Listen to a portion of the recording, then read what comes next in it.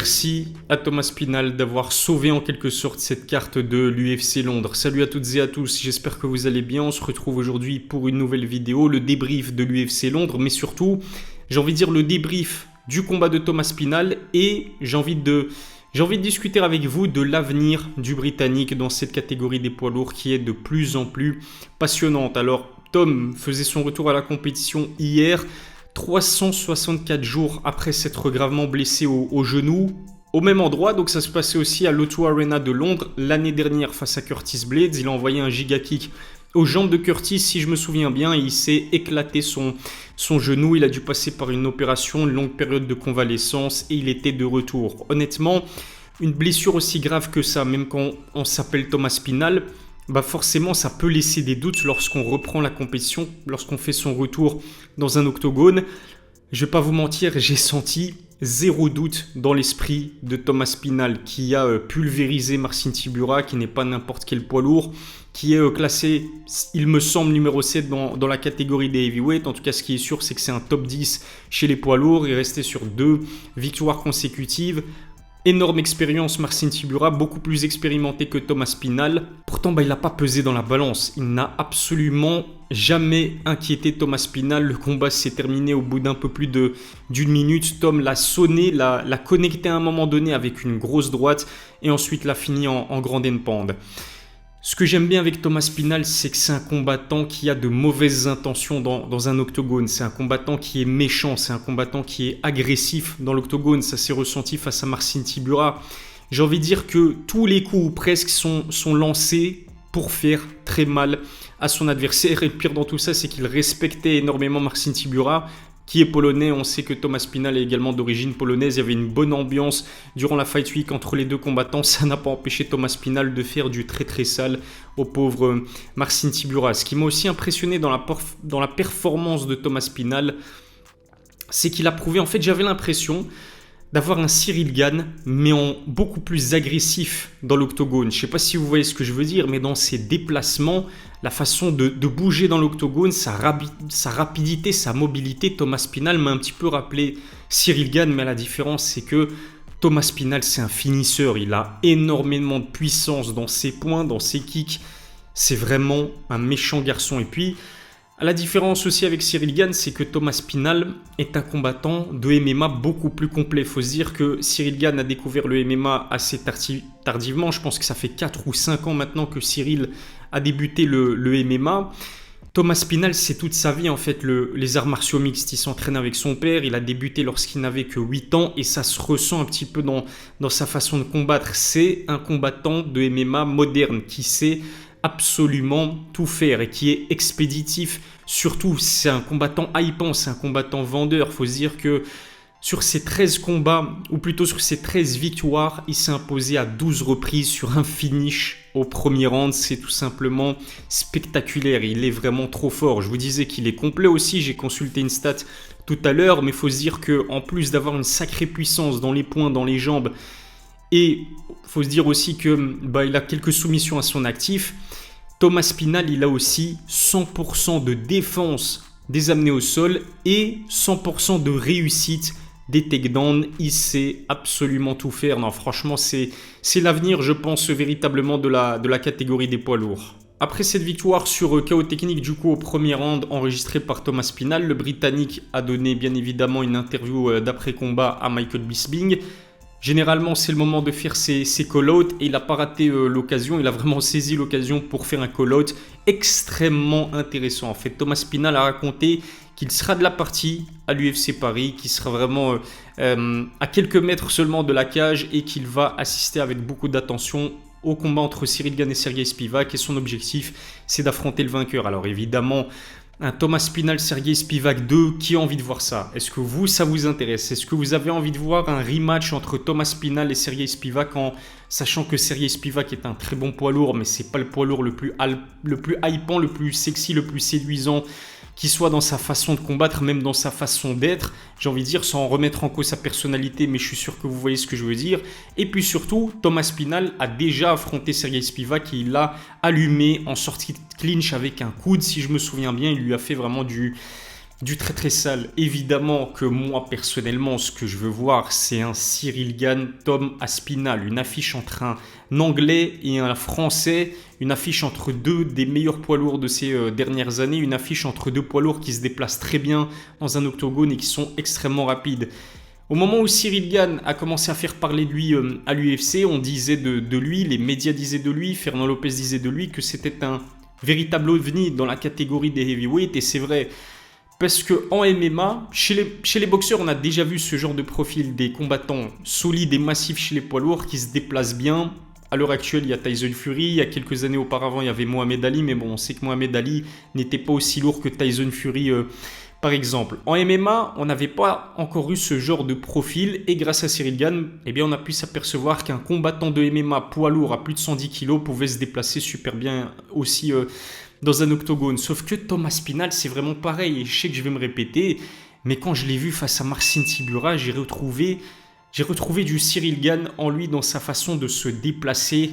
Il est trop rapide, que ce soit avec ses jambes, avec son footwork, mais aussi avec ses poings. Les contres de Tom Aspinall sont vraiment supersoniques, et pour un poids lourd, et à la différence avec Cyril Gane qui pèse 113 kg généralement au pesé, Tom Aspinall il est vraiment extrêmement massif. Il est beaucoup moins athlétique que Cyril Gane, beaucoup moins de masse musculaire, un petit peu plus de gras, mais il fait 117 kg et incroyable dans un octogone. Si jamais on a un Cyril Gane, Tom Aspinall, honnêtement, je me fais beaucoup de soucis pour Bongamin. Pourquoi ? Parce que Bongamin, ce qui est fort avec lui, il a su prendre l'ascendant sur énormément de strikers dans la catégorie, les Tai Tuivasa, les Derrick Lewis, même le premier round face à Francis Ngannou, c'était pareil. Mais en fait, de par son niveau de striking qui est excellent, de par son fight IQ aussi, c'est vrai, et de par sa mobilité, sa rapidité, il arrivait à déjouer les plans de la majorité des poids lourds, de type striker en tout cas. Mais le truc, c'est qu'avec Tom Aspinall, il ne pourra pas faire ça parce que Tom Aspinall se déplace aussi rapidement que lui. Tom Aspinall a une grosse boxe anglaise. Il a été formé par l'oncle de Tyson Fury. Il s'entraîne souvent d'ailleurs avec Tyson Fury. Son anglaise est vraiment extraordinaire. Ses kicks aussi sont vicieux, mais d'une méchanceté phénoménale. En fait, je me demande vraiment comment est-ce que Cyril Gane pourrait faire pour battre un combattant comme Tom Aspinall qui va neutraliser en quelque sorte ses qualités, c'est-à-dire son striking et sa rapidité, puisque lui aussi a les mêmes qualités. En plus d'avoir les mêmes qualités que Cyril Gane, très bon en lutte, très bon en jiu-jitsu brésilien, quelques soumissions à son actif, comme je vous le disais, 100% de défense des amenés au sol, 100% de réussite de ses takedowns. Comment est-ce que Cyril Gane peut s'y prendre pour battre un combattant comme Tom Aspinall ? Pour moi, j'ai envie de dire que Cyril va devoir combattre contre nature, c'est-à-dire qu'il va devoir se montrer beaucoup plus agressif et méchant qu'il en a l'habitude. Va falloir qu'il tabasse les jambes de Tom Aspinall. J'ai même envie d'aller plus loin.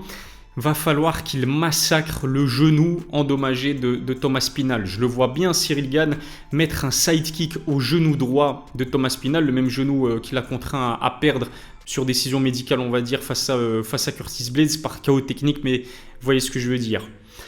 Va falloir que Cyril se montre vraiment très méchant. Ou alors, et ça peut être une possibilité aussi, imaginons que Tom Aspinall ne parvienne pas à finir Cyril Gane dans les premiers rounds. Il faut se dire que Tom n'a jamais dépassé les 2 rounds. Donc imaginez que Cyril, qui a un très bon cardio, on ne sait pas finalement si Tom Aspinall a un bon cardio. Imaginons que Cyril réussisse à survivre aux 2 premiers rounds, réussisse à se déplacer si bien que Tom Aspinall n'arrive pas à le toucher. J'en doute, parce qu'encore une fois, Tom a un très bon footwork, mais imaginons que ça se fasse. Là, il pourrait l'emporter notamment sur décision, parce qu'on a eu la chance de voir Cyril Gane combattre sur 5 rounds. On sait que Cyril est capable de combattre sur 5 rounds. Il a le cardio, il a la caisse pour. On n'a pas vraiment on ne peut pas avoir la réponse du côté de Tom Aspinall parce qu'on ne l'a jamais vu dépasser les 2 rounds. Mais ce qui me fait peur, c'est vraiment la puissance du Britannique. Pour moi, c'est un match-up vraiment très très compliqué pour Cyril Gane parce que Tom a plus d'armes dans son arsenal que Cyril pour remporter ce combat. Imaginons que Cyril surclasse Tom Aspinall en striking, que Tom ne parvienne pas à le toucher aussi. Il reste quand même une autre stratégie, c'est-à-dire amener ce combat au sol, maintenir Cyril au sol, le tabasser en grand endpoint ou tenter la soumission avec sa facilité, sa faculté à mettre des amenés au sol, c'est plutôt inquiétant. Puis il faut dire que Thomas Pinal a quand même pris le meilleur sur Alan Baudot. Alors Alan Baudot n'est pas Cyril Gane, ce sont deux combattants différents, mais ça reste la patte MMA Factory, notamment dans les déplacements dans l'octogone. C'est très dangereux. Franchement, c'est un combat extrêmement dangereux pour Cyril Gane. En tout cas, j'ai envie de voir ce combat parce que ça reste, je pense, l'une des affiches les plus intéressantes dans la catégorie des poids lourds.